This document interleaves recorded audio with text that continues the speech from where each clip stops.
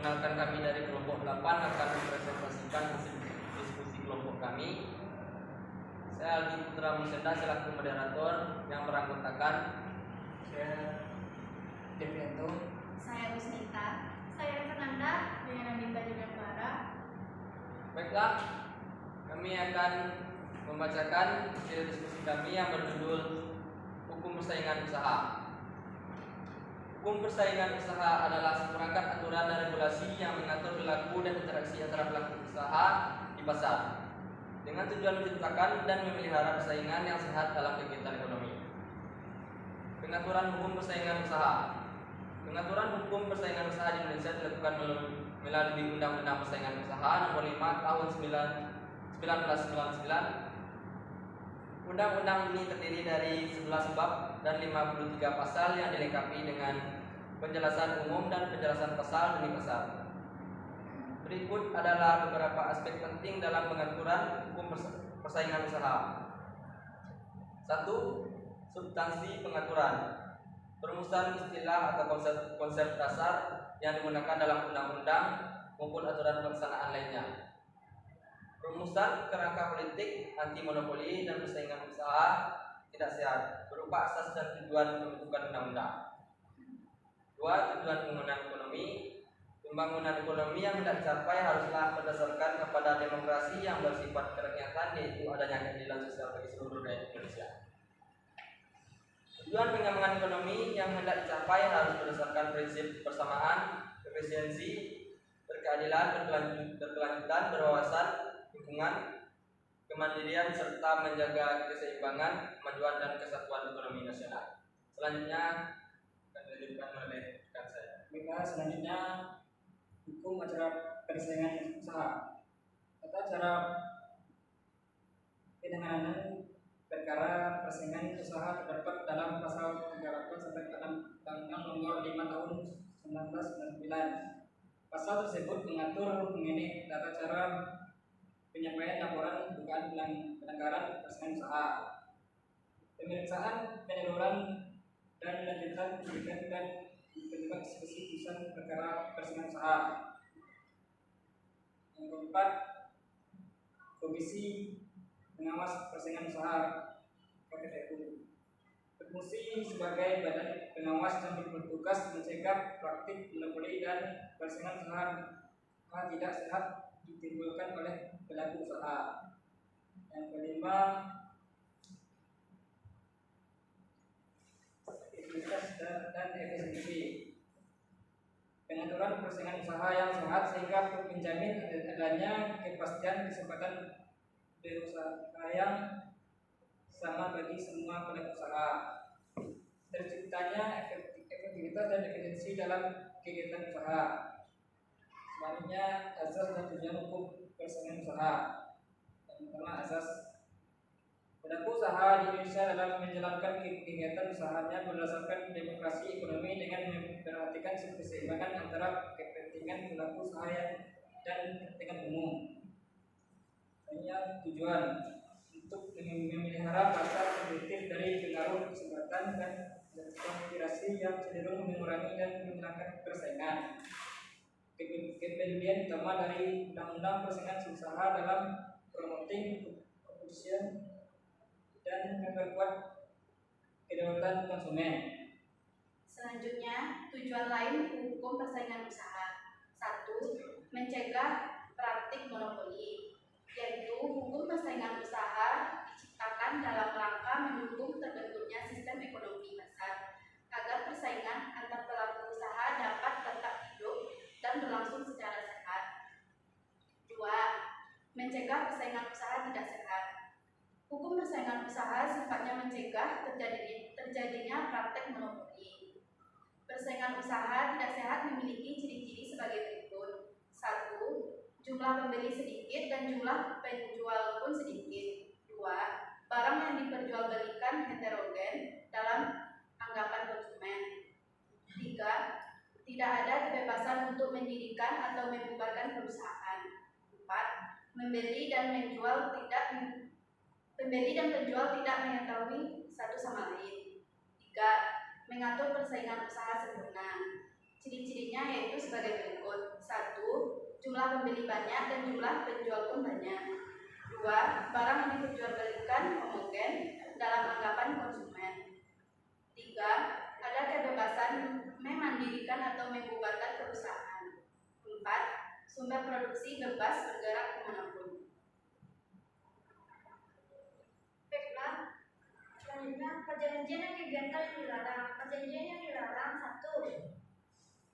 Perjanjian yang mengakibatkan penguasa pasar seperti dilarang membuat perjanjian dengan pelaku usaha lainnya untuk secara bersama-sama melakukan penguasaan produksi atau pemasaran barang yang dapat mengakibatkan terjadinya praktik monopoli.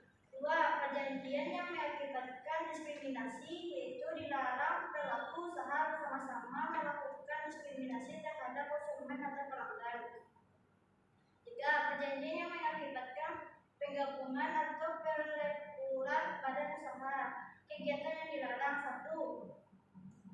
Penguasaan pasar. 2. Pengambilan saham perusahaan lain. 3. Jual rugi atau menyingkirkan pesaing. 4. Menetapkan biaya produksi dan biaya lainnya dengan curang. 5. Persekongkolan. Lanjut, posisi dominan adalah keadaan di mana pelaku usaha tidak mempunyai pesaing yang berarti di pasar bersangkutan atau memiliki posisi tertinggi di antara pesaingnya. Kriteria posisi dominan adalah 1.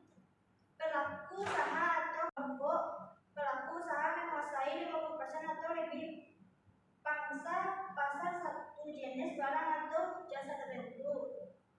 2 atau 3. Pelaku usaha atau kelompok pelaku usaha menguasai 75% atau lebih pangsa pasar atau jenis barang atau jasa tertentu. Penyalahgunaan posisi dominan dilarang menggunakan posisi dominan untuk 1. Menetapkan syarat-syarat perdagangan yang merugikan. 2. Membatasi pasar dan mengembangkan teknologi. 3. Menghambat pesaing untuk masuk pasar. KPPU dan penyelesaian kasus persaingan usaha adalah lembaga independen yang kasus KPPU yang menyelesaikan kasus persaingan usaha. KPPU adalah lembaga independen yang dibentuk untuk mengawasi pelaksanaan Undang-Undang Nomor 5 Tahun 1999 tentang larangan praktik monopoli dan persaingan usaha tidak sehat. Lembaga ini bertanggung jawab langsung kepada Presiden. Tugas utama KPPU melindungi penilaian terhadap perjanjian dan kegiatan usaha yang dapat mengakibatkan praktik monopoli serta menyalahgunakan posisi dominan. KPPU berwenang melakukan penyelidikan, menerima laporan, dan menjatuhkan sanksi administratif kepada pelaku usaha yang melanggar ketentuan undang-undang. Dalam menjalankan tugasnya, KPPU memiliki kewenangan untuk melakukan pemeriksaan, memanggil pelaku usaha, dan memutuskan ada tindaknya kerugian bagi pelaku usaha lain atau masyarakat. KPPU juga dapat menjatuhkan sanksi berupa tindakan administratif kepada pelaku usaha yang melanggar ketentuan undang-undang. Putusan KPPU dapat diajukan keberatan ke pengadilan negeri dan selanjutnya dapat diajukan kasasi ke Mahkamah Agung. Selanjutnya adalah tugas dan wewenang KPPU. 1. Menjalankan penilaian terhadap perjanjian, kegiatan usaha, dan penyalahgunaan posisi dominan. 2. Mengambil tindakan sesuai dengan wewenang KPPU. 3. Memberikan saran dan pertimbangan kebijakan persaingan usaha. 4. Menyusun pedoman dan publikasi. 5. Melaporkan hasil kerja secara berkala kepada Presiden dan DPR. Selanjutnya adalah kasus kartel Yamaha dan Honda pada tahun 2016. Latar belakangnya adalah KPPU menginvestigasi dugaan kartel antara PT Yamaha Indonesia Motor Manufacturing dan PT Astra Honda Motor dalam penetapan harga jual sepeda motor, skuter matic, di Indonesia. Kedua, dugaan pelanggaran kedua, perusahaan diduga melakukan penetapan harga atau price fixing yang melanggarkan pasal 5 ayat 1 Undang-Undang Nomor 5 Tahun 1959. Tiga, proses pemeriksaan yaitu KPPU melakukan penyelidikan dan pengumpulan bukti, kemudian dilakukan pemeriksaan terhadap saksi, ahli, dan dokumen-dokumen terkait. Selanjutnya, bidang majelis komisi digelar untuk memeriksa kasus. Temuan KPPU adanya komunikasi dan koordinasi antara kedua perusahaan dalam menentukan harga, pola penggarapan harga yang saling mengikuti atau parallel pricing. 5. Putusan KPPU yaitu menyatakan Yamaha dan Honda terbukti melakukan praktek kartel, kemudian menyatukan denda sebesar 25 miliar kepada Yamaha dan 22,5 miliar kepada Honda. Upaya hukum adalah kedua perusahaan mengajukan keberatan ke pengadilan negeri, kemudian pengadilan negeri mengeluarkan putusan KPPU dan kasus berlanjut ke tingkat kasasi di Mahkamah Agung. Dampaknya adalah putusan ini menjadi presiden penting dalam penegakan hukum persaingan usaha di Indonesia, meningkatkan kesadaran pelaku usaha tentang larangan praktek kartel. Kasus ini menunjukkan bagaimana KPPU menjalankan fungsi dan menginvestigasi, memeriksa dan memutuskan kasus persaingan usaha, dan proses ini mencakup pengumpulan bukti, analisis pasar, dan pengharapan saksi sesuai dengan Undang-Undang Nomor 5 Tahun 1959. Baiklah, sekianlah hasil diskusi, sekianlah hasil